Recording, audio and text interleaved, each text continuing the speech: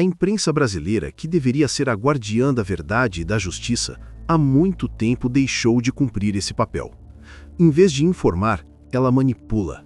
Em vez de questionar o poder, ela o protege, desde que o poder seja do lado que ela escolheu. E esse lado, curiosamente, quase sempre é ao lado de quem relativiza o crime, de quem suaviza a violência e de quem transforma criminosos em vítimas da sociedade. Durante décadas, o brasileiro confiou na televisão como fonte principal de informação. Acreditava-se que os grandes jornais e emissoras eram imparciais, que mostravam os fatos como eles eram. Mas com o passar do tempo, ficou impossível ignorar o viés ideológico por trás das manchetes, das reportagens e até da escolha das palavras. A forma como a mídia narra os acontecimentos revela muito mais sobre suas intenções do que sobre a realidade. Quando um criminoso comete um crime brutal, a cobertura raramente foca nas vítimas. As vítimas são esquecidas rapidamente. O destaque vai para o criminoso, sua história de vida, suas dificuldades, seu contexto social. A culpa, dizem, é sempre da sociedade, é da falta de oportunidade, da desigualdade, do sistema. O indivíduo, o responsável pelo próprio ato, é tratado quase como uma vítima das circunstâncias. Essa narrativa é conveniente para quem quer vender uma ideia de que o crime é resultado de um sistema injusto e não da escolha moral de quem o pratica. É uma forma de transformar o errado em aceitável, de justificar o injustificável. E o mais preocupante é que essa narrativa é empurrada diariamente para dentro da casa de milhões de brasileiros. As grandes emissoras e os jornais de esquerda insistem em vestir a capa de defensores dos oprimidos, mas na prática o que fazem é confundir justiça com impunidade.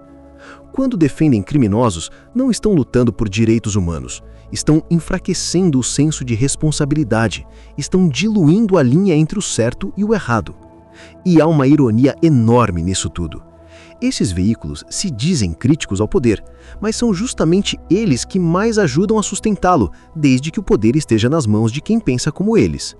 Quando políticos ou governos alinhados à sua ideologia erram, a cobertura é branda, quase complacente. Mas quando o erro vem do outro lado, a manchete é escandalosa, o tom é de revolta e a narrativa é de destruição. Essa seletividade é a prova de que o jornalismo brasileiro perdeu o rumo. Ele não busca mais a verdade, busca a confirmação de suas próprias crenças. O que antes era chamado de reportagem virou militância. O que antes era análise virou opinião disfarçada de notícia. E quando alguém tenta questionar esse sistema, é imediatamente rotulado. Se critica a forma como a imprensa protege criminosos, é chamado de intolerante. Se aponta a parcialidade de uma emissora, é acusado de atacar a liberdade de imprensa. Mas liberdade de imprensa não é o mesmo que liberdade para manipular. A imprensa tem um papel essencial na democracia, mas esse papel exige responsabilidade e equilíbrio. E é exatamente isso que falta. Em vez de dar voz à sociedade, os grandes veículos falam por ela. Em vez de refletirem a realidade, eles tentam moldá-la. Criam heróis e vilões conforme a conveniência política. Veja como agem diante de grandes operações policiais, por exemplo. Se a polícia age com firmeza, logo aparecem as críticas. Excesso de força, violência do Estado, abuso policial.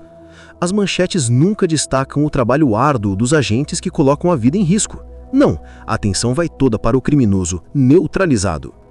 A mídia se apressa em humanizá-lo, a mostrar sua família chorando, a lembrar que ele era trabalhador, que ele tinha sonhos. Mas quem chora pelas vítimas? Quem dá voz às famílias destruídas pela violência? É assim que a narrativa é invertida.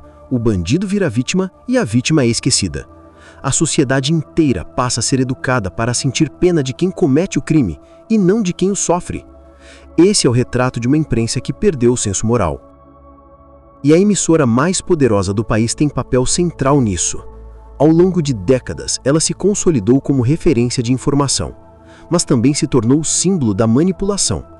A forma como ela escolhe as pautas, como edita as imagens, como monta os debates, tudo parece cuidadosamente calculado para transmitir uma visão específica de mundo. Uma visão onde a responsabilidade individual é substituída por desculpas sociológicas, onde a criminalidade é tratada com empatia e onde o cidadão comum, que exige segurança e justiça, é retratado como alguém radical ou sem compaixão. O resultado disso é devastador. Uma geração inteira cresceu acreditando que justiça é vingança, que punição é desumana, que exigir ordem é sinal de autoritarismo. A mídia moldou consciências, e quando a população finalmente começa a perceber o engano, quando as redes sociais oferecem outras versões dos fatos, a velha imprensa se desespera. Passa a atacar as redes, os influenciadores, os comunicadores independentes, acusa-os de espalhar desinformação, quando na verdade o que incomoda é perder o monopólio da narrativa. Hoje, o povo brasileiro já não se contenta com uma única versão da história. E é isso que mais irrita a grande mídia. Ela perdeu o poder de controlar o discurso, perdeu o privilégio de dizer o que é verdade e o que não é, perdeu a autoridade moral que um dia teve e que desperdiçou por suas próprias escolhas. A verdade é que a imprensa, quando se alinha demais com uma ideologia, deixa de ser imprensa e vira instrumento político. Instrumento político não serve ao povo, serve a interesses. O que deveria ser uma ponte entre o fato e o público transformou-se em uma muralha que separa a população da realidade. O Brasil precisa de uma imprensa forte, mas forte em credibilidade, não em audiência. Precisa de jornalistas que falem a verdade, não que defendam facções políticas ou façam malabarismos para justificar o injustificável. A sociedade não suporta mais ser enganada. As pessoas estão cansadas de ligar a televisão e ver a mesma ladainha, a romantização do crime, o desprezo pelos trabalhadores honestos, o silêncio diante da corrupção de certos grupos. A confiança foi quebrada, e reconquistá-la exigirá algo que muitos desses veículos já não têm: coragem moral. O povo está acordando, e quando o povo desperta, o poder da manipulação começa a desmoronar. As redes alternativas crescem, a opinião pública se diversifica e a velha mídia perde o controle. Talvez seja esse o início de uma nova era, uma era em que o brasileiro finalmente entende que não precisa de tutores para pensar, que pode analisar, questionar, discordar. A verdade não pertence a emissoras, a partidos ou a ideologias. A verdade é dos fatos, e é dever de todo cidadão buscá-la por conta própria.